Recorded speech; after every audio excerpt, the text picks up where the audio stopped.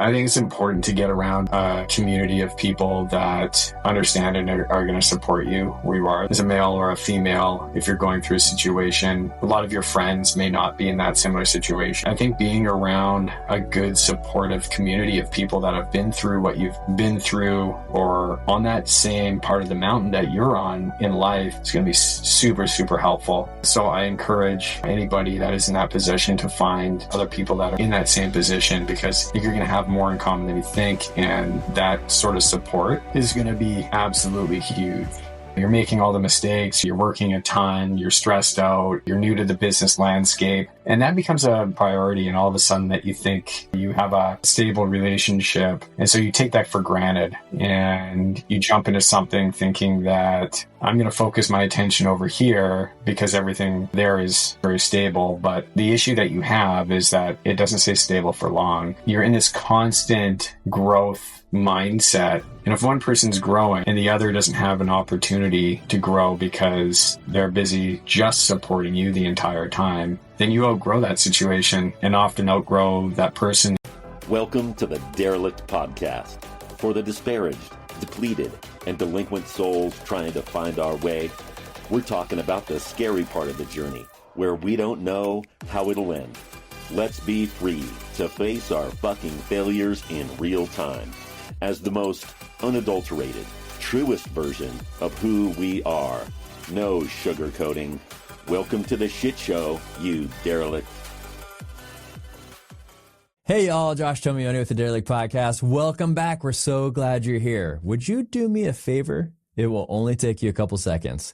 Whether you're listening or watching right now, will you head on over to YouTube and hit that subscribe button? It really helps us get this message to more and more people that we can help. Greatly appreciate all of you. Thank you so much for being here, and enjoy the episode. Hey there, you derelicts. Welcome to another episode of the Derelict Podcast. I'm your host, Josh Tomeoni, and we have another special guest here today, Brandon Smith. Thanks for being here, man. Appreciate you. What's up, Josh? Thanks for having me. Appreciate it. Yeah, absolutely. And Brandon and I connected actually through a group that we're a part of with, we have the same coach. Big fan of coaches. For anyone that hasn't tried a coach yet, try it. We can talk at length about what we have gained from our coaches. And, you know, being a coach myself, how could I be a coach to other people unless I have a coach? So coaches are awesome. And one of the things that really intrigued me about Brandon that we're going to talk about today is he's an entrepreneur, he's a business owner, he's a family man, have kids. There's a lot of things going on in his life. And one of the things that I've found oftentimes when you have so many different balls in the air is how do you continue to grow and thrive your business without losing your personal relationship? Specifically, what we're going to be talking about is how do you grow your business without losing your partner? And Brandon has a story that he's going to share a little bit later where he actually did lose a partner. I've done the same thing. And it's amazing to me. I go to business conferences. I don't know if you've noticed this, Brandon, and I'll let you introduce yourself in a second here. But I don't know about you, but it more often than not, when I go to business conferences, especially with people that are leveling up, entrepreneurs, going to the next level, etc., it is so rare to go to one of those and actually find somebody that's been married or partnered for a long time. It's very, very rare. And if they have, it's usually the second or third or fourth or fifth or sixth or seventh or eighth or ninth or fill in the blank. Maybe they figured it out and they've been with this person for 20 years, but it took 6 people before. So that being said, as a business owner, as an entrepreneur, as a family man, as somebody that really wants to help men try to figure out how can you do both? Can you actually build a business and sustain a relationship at the same time? I own a company called New Vision Projects. I started that company back in 2010. So we're going on almost 15 years now. Co-founded it with a friend of mine. And it's been a ride ever since. So the New Vision Projects focuses primarily, we started out focusing on renovating homes, then into building homes. We're now doing our own land development projects, and the sizes and scopes of projects that we're working on keep getting bigger and bigger. And the people that we keep bringing on are smarter and smarter. And I'm absolutely blessed to do what I do every day. As you mentioned, yes, I am a father. I have a young daughter. She's, at the time that we're recording this, she is a little over 3 years old, absolutely magical age. And I have another one on the way. So Nice. Congratulations. I didn't know that. That's awesome. Yeah. Thanks, That's awesome. man. So tell us a little bit about your story. Just, obviously you're an entrepreneur, you're a business owner, you have been for a long time. And I already know this piece of your story, but why don't you tell the listeners, like, why did you come on here? In other words, are you the expert that has figured out how to build businesses without ever losing anybody? Or did you have the opposite effect and then learn from it? I'm still learning. I am still learning. I can certainly share what didn't work for me and share what is currently working for me. But you alluded to in the beginning, you were going to different conferences and talking to people and saying, it is not uncommon that they're on their second marriage, third marriage, fourth, whatever that looks like. But people change at a very, very rapid rate, more so than others. And I know that I can't go out and do what I do every single day without having a cheerleader at home and having somebody that's supporting me in what I'm doing.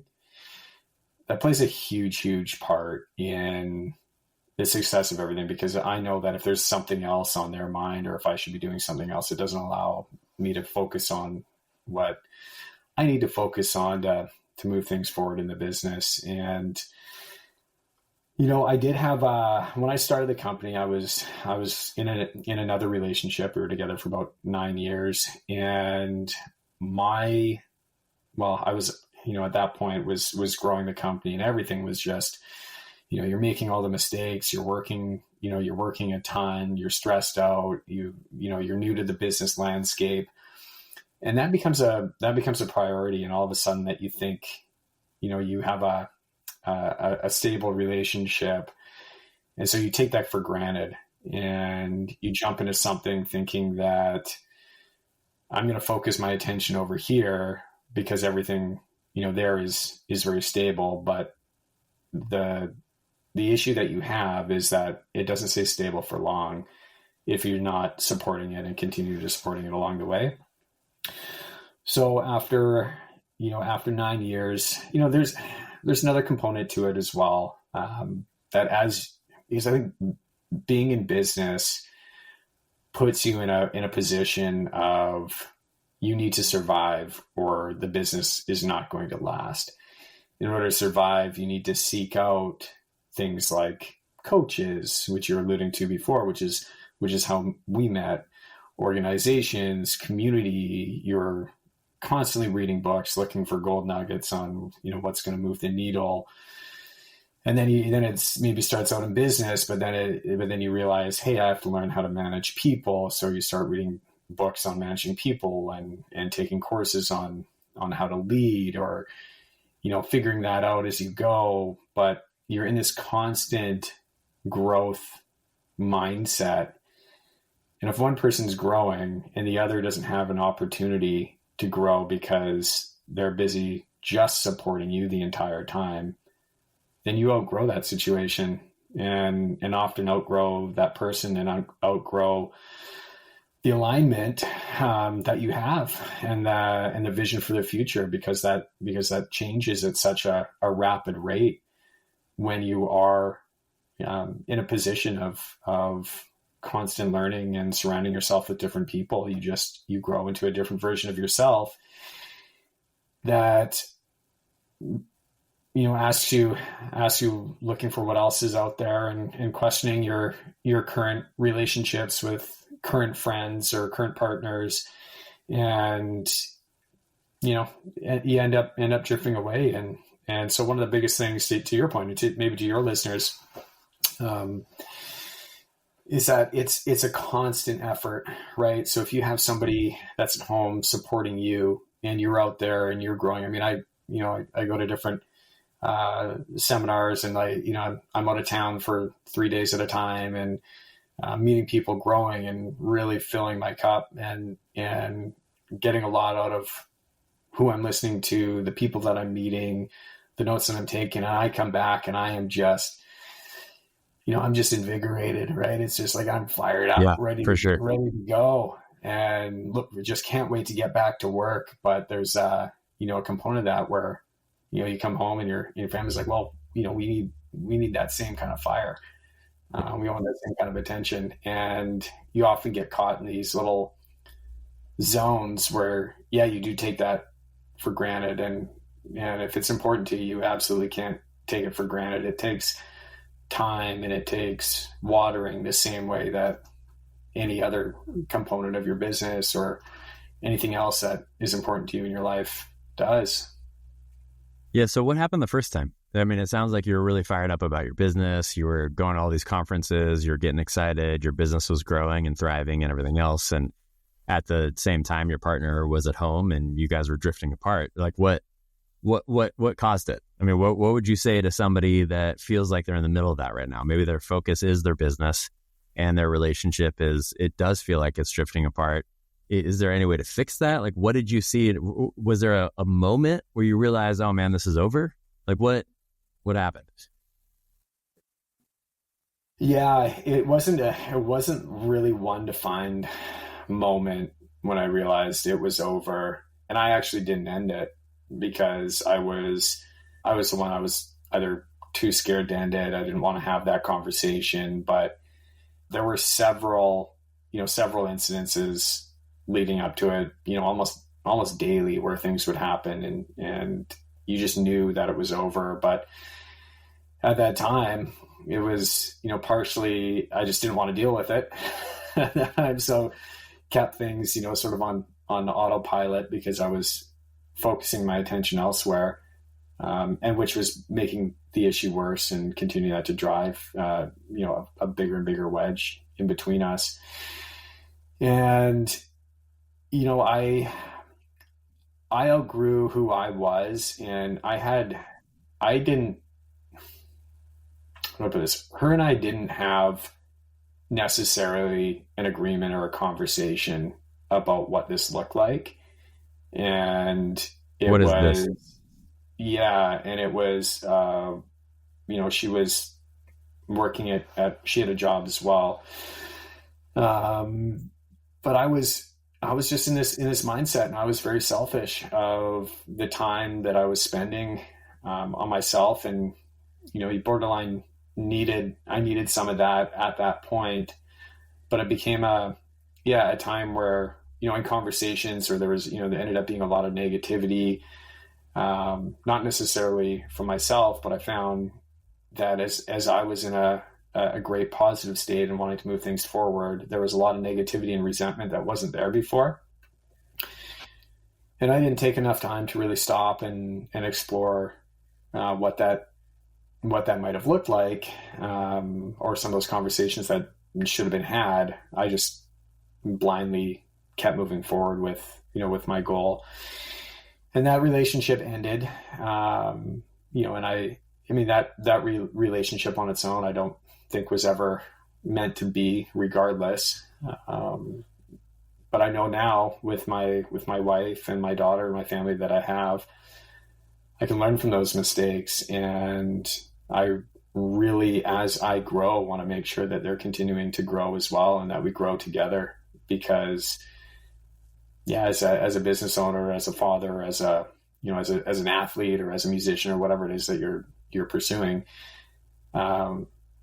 you really do need that support at home. And if you don't have it, then it's always going to be weighing on your mind, and something's going to be holding you back because you're thinking, oh, maybe I shouldn't go to this meeting, or I shouldn't hire this person, or I shouldn't, spend time over here. But as long as you have that confidence that that your significant other, your wife or your husband is going to support those decisions that you're making and cheer you on along the way, it makes those decisions so much easier. Yeah, for sure. For sure. So can you speak to that for a bit here? That we're all on a different journey, right? And it's, there's a lot of men experience this. Well, it could be men or women, but there's the primary person, maybe let's say, that's out there making the money and out there making things happen. Doesn't matter if it's a man or woman, doesn't matter if it's a business owner or an employee. And then oftentimes there's somebody that's not, right? That's staying home with the kids or doing whatever with their life, or maybe they have some part-time work, etc. I know that's not always the case, but it is often the case. And I think it's really easy for the person that's out there making money, making things happen, going to conferences, getting all energized and fired up and, making things happen because they got to make the business to make the money, to bring it home, to make that happen, right? And then the person at home kind of gets left just at home, right? Where they're dealing with a lot of, I think it's a breeding ground for negativity, or it can be. Even if, and I know a lot of people feel shame over this too. It's like, well, I'm home with my kids all day. Like, why would I feel shame over that? And then they feel shame. Excuse me, let me word that a different way. They feel shame over feeling bad about being able to spend time with their kids all day long, or just being at home all day long, even though that is such a worthy ideal to subscribe to. But they don't get the same energy a lot of the time. So, with you're growing at a certain rate, maybe you're healing at a certain rate, you're recovering at a certain rate, you're, going to the next level at a certain rate, whatever it is, and then your partner is doing the same thing. If somebody finds themselves in the middle of that, do you have any advice to them as far as, first of all, how they even have a conversation with their partner about that? Because again, this is not, when people are growing and healing, we're all on a different trajectory and a different learning curve. And that's not a good or bad thing, right? So I've had times in my life where I feel like, oh, I'm the healing one. I'm going to the next level. I'm recovering. I'm doing fill in the blank. And this other person that's with me is not doing it. And then there can be a sense of false ego, hubris even in that, like, oh, look how much better I am. And it's not a better, it's just we're on different paths. So if somebody finds themselves on those different paths like you did, what would you say to them now after what you learned of maybe what you didn't do back then? Yeah. I mean, the risk that you take with that is sometimes it's too far gone in a lot of cases. And I don't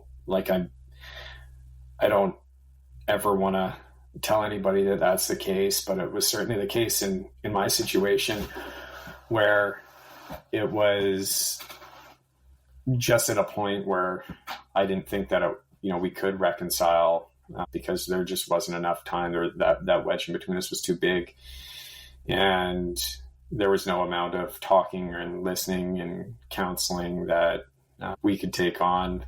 So I think you need to be, first of all, mindful of that something that's really solid, and this can be a business partnership as well, right? I have a business partner in my current business, and it's important for him and I, like, we go ages without speaking to each other, and we come together and we really need to frame the reason why we're having discussions, and we need to frame, Dan, our coach, he has a clearing process that he likes to use, and it's just eliminating assumptions and eliminating the notion or thought of reactions that other people are going to come if you deliver information, and just sort of clearing all those negative thoughts from your mind before you go into it, because a lot of people have this idea of like, oh, I'm going to go and I'm going to have this conversation and she's going to get super upset, or he's going to get super upset, or he's going to fire back with this information. You kind of go into it with this, pre-understood notion that something bad is going to happen. And isn't it amazing too, by the way, when you go in with that notion that it actually happens? Yeah. If I go into a situation where I'm like, well, this person's never going to listen to me and it's too far gone and I'm not going to be able to save this relationship, and what's the point? And they're just going to give me shit and blah, blah, blah, whatever it is that I want to say. Yeah. It's amazing how the universe just rewards that. I'm like, okay, if that's how you think, that's how it's going to go. And more often than not, it does.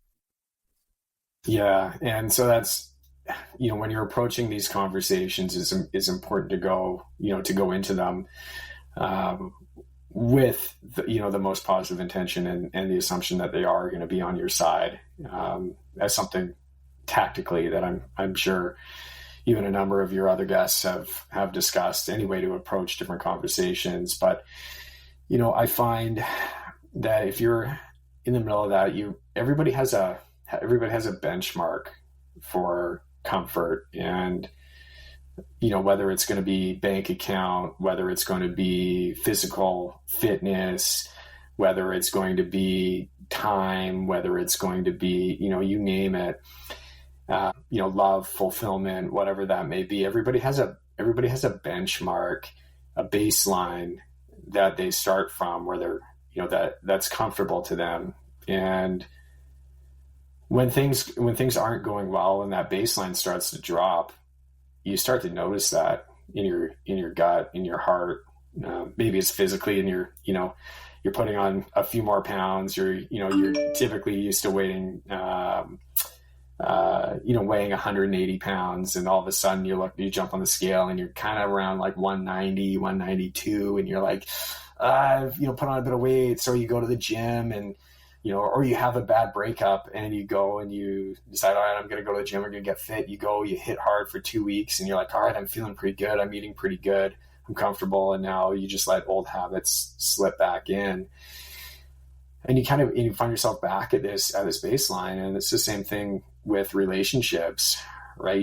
That if you're getting home and you're sitting on the couch and conversations maybe a little dry, but you're getting along pretty good, like that's a safe space for a lot of people and a lot of relationships to be. But it's not necessarily bad, but it's certainly not moving things forward. But when things get bad, you start putting a lot of more emphasis on it. It's like, okay, hey, we should fire up date night again. We should go to counseling. We should sit down and have more conversations. We should put together a family budget. And those are all things that come together when things aren't going well. But it's very rare that when things are going well, that you sit down together and talk about that. Hey, what did, things seem to be going really well right now. What's working for us? Or I've noticed we've been on a really good vibe lately, and let's just take a look at that. Like, what's going on in our lives right now that we know to be true, that is really working for us, and how do we keep up that momentum, right? How do we, after 2 weeks in the gym, see the results and then move 40% past our previous benchmarks, so that we know if we do fall, then we're still ahead, right? We're still ahead by 15-20%. If those old habits do slip back in. So it takes a lot of momentum and effort to double down on the things that are going really, really well, way more effort than people consider, if you want to move anything forward in the right direction. Yeah, I completely agree with that. And it's, there's all this comfort. So as humans, we want to be comfortable in general. Maybe there's a couple psychopaths out there that just always want to be uncomfortable. But even the guys that achieve the most in the world, guys or ladies, doesn't matter. Even the people that achieve the most in the world, I've still never met somebody who doesn't like comfort, right? That just by human nature, there's a sense of wanting to be comfortable. And we can convince ourselves not to take on courageous things and to do really hard things and everything else, obviously. But at the end of the day, we still kind of want comfort. And one of the things, too, that I hear oftentimes in relationships is, well, if I could just get back to where we were, or if we could just rewind to where we were. And that is a complete misnomer.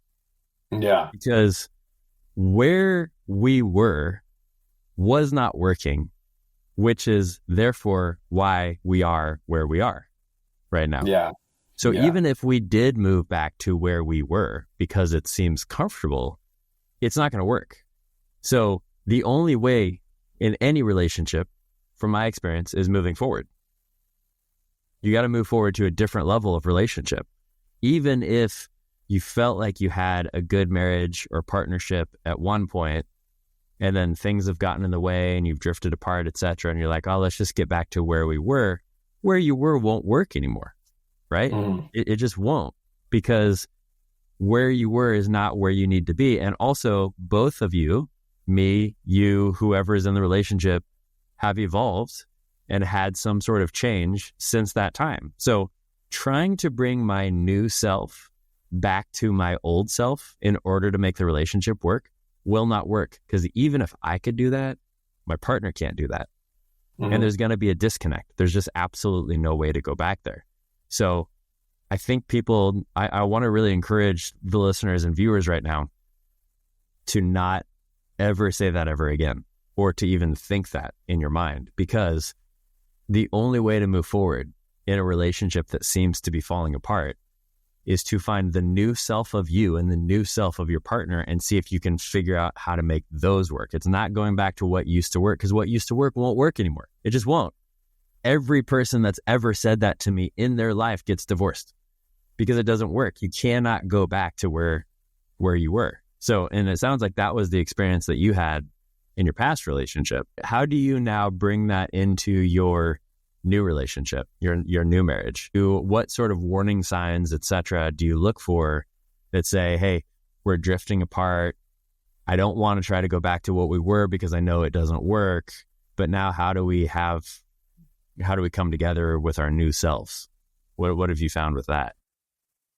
Yeah, well, I'll back it up just a minute there. And when you do grow and you grow out of relationships and you separate or you move on, people do two things. One, they either seem to jump back into a lot of similar relationships because that seems to be comfortable, and they're attracted to that relationship for whatever reason.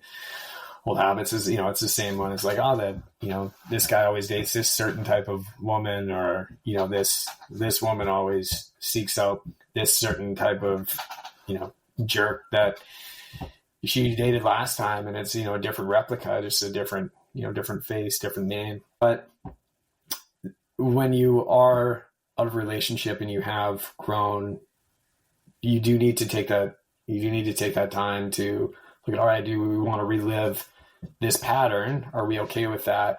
Or what are very specific things that you need, that you're looking for in a relationship that's going to help you grow and, support the person that you are now, not looking back at the person that you were? What are those qualities or traits that you're looking for in a partnership? And one of them was certainly the ability to communicate. And I still to this day, and like, you ask my wife, I think I'm a pretty good communicator. You ask her and she's like, what are you talking about? You don't communicate anything to me. And, but and maybe that's the case, but I've certainly made leaps and bounds in that direction. So I think, first off, if you are looking for, if you have ended a relationship, or relationship has ended, seeking out, understanding who you are now, and really digging deep into who that person is. Because jumping into a relationship, especially if you're looking for a marriage, or you're at the point in your life where you're looking to settle down, the marriage is a huge part of your life. For so many people, and that needs to be taken very seriously. And you want somebody that you are going to be comfortable with, and you're comfortable to have conversations with, and you're comfortable to share that journey that you're going on, and you see wanting to grow. And that was certainly a trait that I was looking for, was somebody else that was looking to grow, was not necessarily, they were happy with who they were, but they did have that ambition to grow themselves and wanting to be better, and curious about the different perspectives, different ways of living, and so that was one thing that I was looking for. Back to your sorry, that was a bit of a long-winded conversation there. You had a question for me about any signs that were maybe coming up that you notice if things are starting to drift apart. And those signs, they're going to be different for everyone. And sometimes we try and make sense of it, or put, make logical sense of the things and say, oh, this is this is the type of conversation that often comes up. This is the type of reaction that I get. And that's a sort of a defining moment or a defining point in which we know that the relationship is heading in the right direction. But it's not always that easy. Sometimes it just comes down to the unmeasurable, which is, sense in your gut, sense in your heart. And there's not really a way to necessarily explain it, but without real any logical sense. And even if it still makes sense on paper, maybe you still both want kids, maybe you both, have a lot of friends in the same group. It just, it makes sense to stay together. Your families like each other. But there's that gut intuition as well that plays a big part in some of these decisions that you make, and for sure, it happens in business as well, but more so in relationships. Business, it's you find you certainly use intuition, and that's a sharp tool that you need in your toolbox at all times. But you can look at scorecards, you can look at KPIs, you can look at certain decisions. You make certain decisions, whether you load up in sales or production, or you cut back on your overhead. And there's usually driving factors and trends that you see, but it's pretty hard to do that in relationships.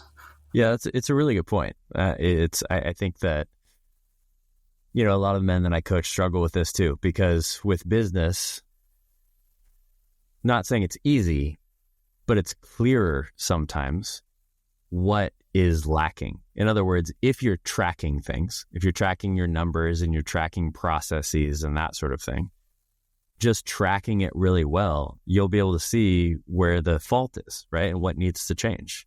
And even to the detail of what employee needs to change, or what team member needs to change, or what owner needs to change, or whatever, right? You can look at specific factors in a business and say, well, this is kind of where we're falling down. We're falling down in sales or advertising, or get even more specific with that. We're falling down on our Instagram ads because of the fact that we're doing this message instead of this message, right? It can be very, very specific with business to then give you an idea, okay, what am I going to do?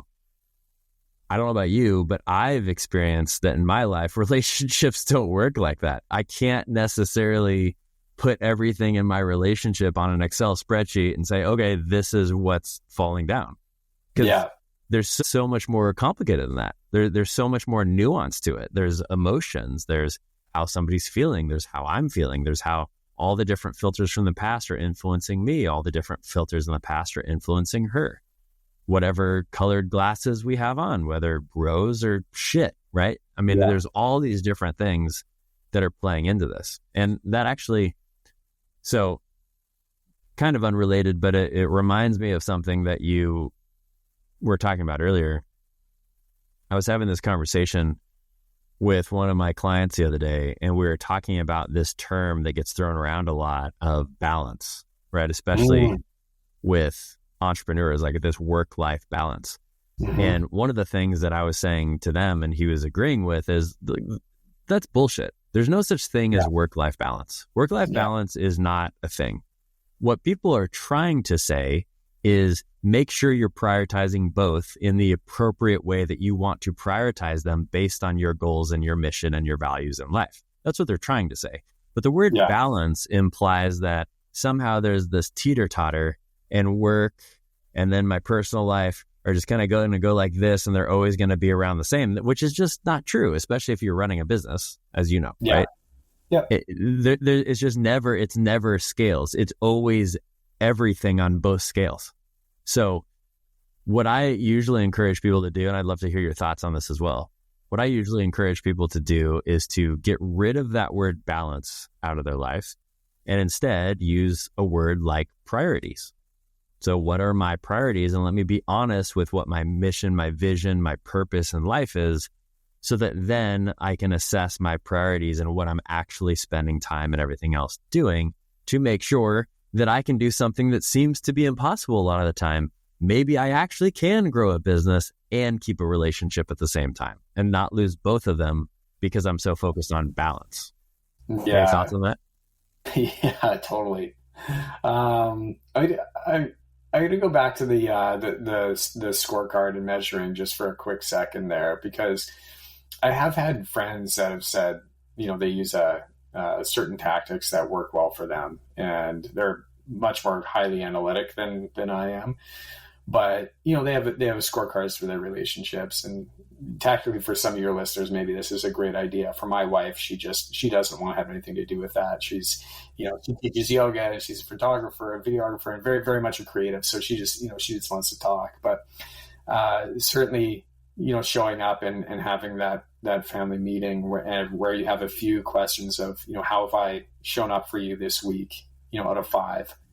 How have I acted as a father this week out of 5, right? And so you can measure that, and if there is anything less than desire, then you have a conversation about that. But that gives a good opportunity to just reflect back and maybe give some feedback, and that's maybe a good tactic for some people. It just hasn't. I'm not going to give anybody advice and say that's really worked well for me, because it's not something I've ever done, just simply because of the woman I'm married to. How would she react to that, just out of curiosity? What's that, sorry?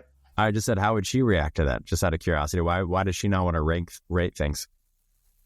I think she operates more from her gut and her heart, and I'm fine with that. I deal with a lot of measuring and a lot of analyzing in business, and a lot of risk in business. And I just know, when I come home and we have these conversations, I know when something's off, intuitively. And if there's a tone, or there's a way that maybe they walk by you, or maybe something's seems out of sync. It probably is for some reason, and just because of the relationship that I'm in right now, I tend to recognize those things and feel that I know what needs to be done about it. And sometimes I get it wrong. Don't get me wrong, but that's just where I think she likes to operate from, and I'm great with that. One of the things that's helpful about that exercise that you just mentioned, for partners that are open to this sort of thing, it's not going to work for everybody. Yeah. But one of the things I think that's really helpful about it is, if you are my partner and you ask me the question, how have I been in this area 0 to 5? What it does is it causes me to have to, first of all, think about that. Because maybe I've hidden that. Maybe I've deflected it, or maybe I just haven't. Maybe I've ignored it. Maybe I've denied it. Maybe I've minimized it. Maybe it's been a 2 and I just shoved it down under the carpet because I was like, yeah, I don't want to deal with this 2. But the very fact that you are asking me freedom to give a score there actually causes me to really think about it and be like, okay, maybe I need to be really honest with myself. And then if I'm living in a good state, I'm automatically going to ask myself the same question. First of all, do I agree with the assessment? Or maybe even better, before I get your answer, figure out for myself where I think I am. Because maybe I think I'm hitting it at a 4 and you tell me it's a 2. Well, that's a problem. We need to have a conversation around that. Maybe just by me thinking about the question, I realize it's a 2, and then you come and tell me it's a 2. Well, that's good news, because we're on the same page. I've had a little light bulb moment, maybe a spiritual awakening, and now there's something that I can do about it. And I'm open to it because you said the same thing that I said, right? Yeah. I know that, at least for myself, especially, I've had, this has happened in multiple relationships, but especially in my very long-term relationships that I've had, including my marriage and long-term girlfriend, I was often the guy that wanted to make sure everything was just kind of smooth and sailing along. I would minimize those numbers and then not say anything about it, and then blow up, right? Because I'm feeling like you're giving me a 1 here, but I'm not saying anything because I don't want to offend you. I don't want to get in a fight. I don't want to get in an argument. So I just let it keep going. I minimize. I say, oh, that's not that big of a deal. And then all of a sudden one day I just start yelling and flipping off a random driver that cut me off down the road, get out of my car and start screaming at him. It has nothing to do with him, right? It has to do with my anger. And again, that's not your fault either, because if I never told you as a one, how are you supposed to do anything about it? I'll give an example. So I sent out a jot form survey to our production team, right? So I sent it out to our production team, our financial controller. I took the survey as well, and it was high level. I think it was a series of 27 questions. Might have even been slightly more, but I think it was about 27 questions I put together, and it was about the performance of our business and our business operations. So it was, questions of like, each role has a defined outcome that gets managed and balanced quarterly. All operations, run this way. Scheduling gets reviewed and updated on a platform that is relevant. Everything gets, whatever it was, but it was sort of 27 questions. And everybody got a copy of that in a survey so that we could get that feedback and see who was aligned with what and who was misaligned, or who it was working really well for. And the ones that I was worried about were the ones that were rating things really high, as in like rating them really well, because that told me that there was less room for growth. So in my mind, like if I'm looking at something, even though it may be operating really, really well, I might sit that as a 2, because I'm like, well, I know that there's still a lot more gas in the tank and a lot more room for growth in that role. But somebody that's rating that high, like a 4 or 5, it tells me that this is as close to excellence as that component of the business can ever be in your eyes. So then the conversation around that comes back to, okay, well, what's the capacity for that person's engagement of an understanding of excellence, and what does excellence look like to them? And then there's more of a conversation that's been had there. But yeah, in relationships, you start looking at those types of scorecards. It's easy to say, you know what, maybe you're a 2 today, but I'm just going to say it's a 4 because that's easier, and kind of move on. Business is a little bit different. Like specifically, I think that a lot of people see it as differently. There's certainly people that are, they operate their relationship the exact same way that they operate their business. Well, and there's also the other way around too. I mean, just like, you're giving a lot of credit to business owners. I don't know about you, man, but I minimize and deny things all the time in my business. Like, I'm like, oh, I convince myself it's a 4 when it's a 2. So I don't know. I don't know if I agree with that statement, because I think that we all, I'll just speak for myself. I lie to myself as much as I don't want to admit it. I deny things. I minimize things. I'm like, yeah, it's going better than it is, etc. Yeah. I think it's just easier for a lot of people to live in the extremes, like either the extreme of I'm going to over amplify how well I'm doing in a certain area, or I'm going to shame myself for doing really shitty in a certain area. And it's probably somewhere in between, but I'd rather have some ego over it and be like, look at how great I'm doing, or be like, oh, really hard on myself. Like, man, look how shitty you're doing. Right. Like, I don't know. Maybe that's only me.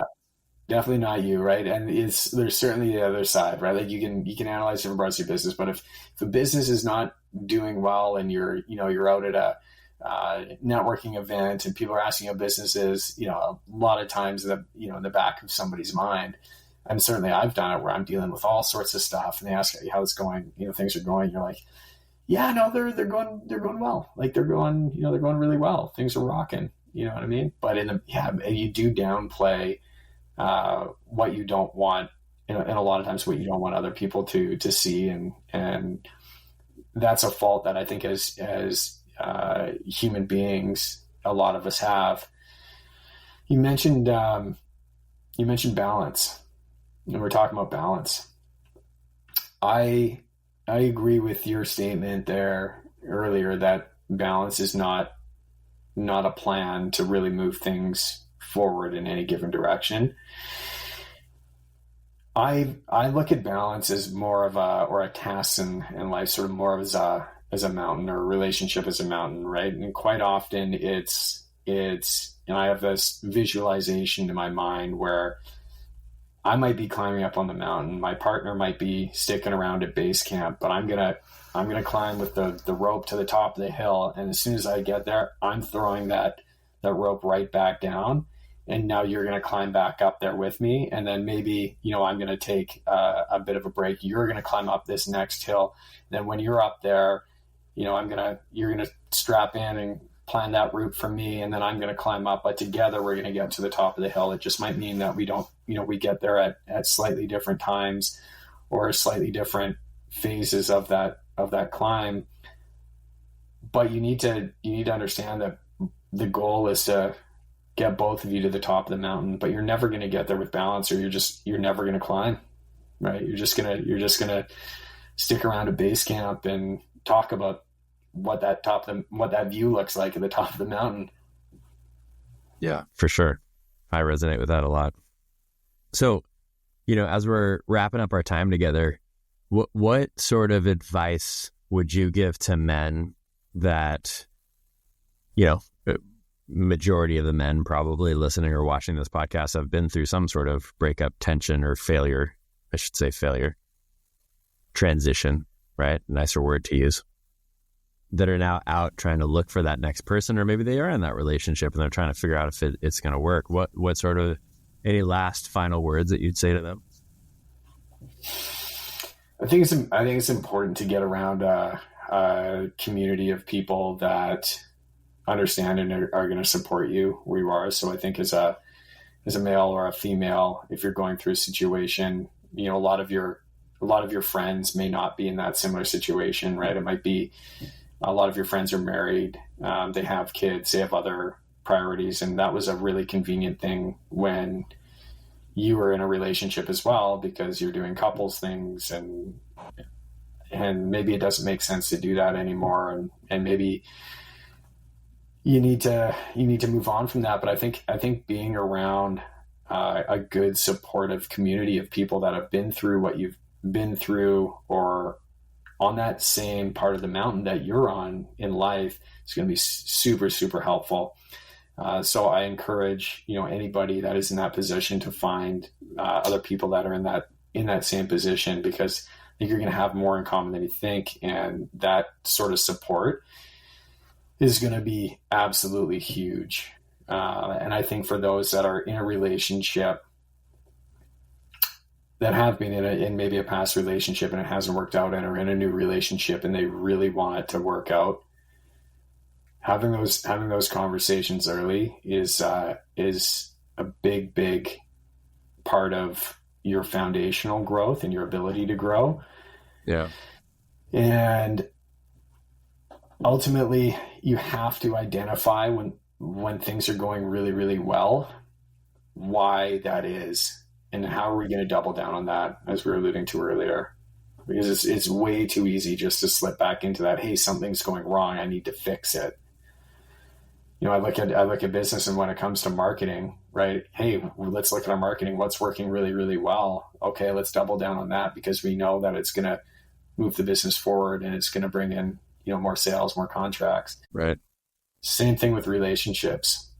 Right. Identify and don't take for granted the times that are going really, really well. Sit in those moments. If something's going really, really well, stop, take a beat, and ask yourself, what is true about this moment that is really driving us forward and making this moment exceptional? What is going really, really well right now?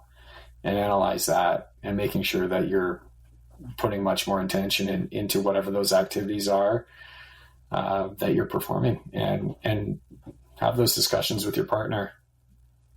Yeah, I love that, Brandon. Thank you. Like, I don't have any more advice that's overly complicated, but that's certainly one thing for sure, is just making sure that you're understanding what's going really, really well. Don't take that for granted. This is one of my favorite quotes. You don't experience life, you experience the life you focus on. So to go back to what you said, if all the focus is on negativity and what's not going right and what needs to be fixed, if your entire life is focused on that, That's all you're going to focus on. Your life's going to be a mess. Your life's going to be broken. It's going to be irreparable at some point if that's the only focus. If your entire focus on what's going really well, what am I killing it at? What's awesome in our relationship right now? If that's the whole focus, it's impossible not to live a life of gratitude of, wow, look at all these amazing things that are happening. And that's just true in life. So it's one of my favorite quotes for that reason. I love it. Thank you so much for being here, Brandon. Appreciate you. Appreciate you sharing your story and being honest and just, laying it out there. Thank you. Rock and roll, man. Yeah, no, appreciate you having me. Absolutely. We'll chat. For sure. And absolutely. And thank you again to everybody that listened. If you liked Brandon's story, remember to like and subscribe here on YouTube. If you're listening on one of the other platforms, do me a favor, just go to YouTube and hit the like and the subscribe button anyway, because that'll get the message out to more people. Check out the show notes for some additional information. And until next time, we'll see you later, you derelicts.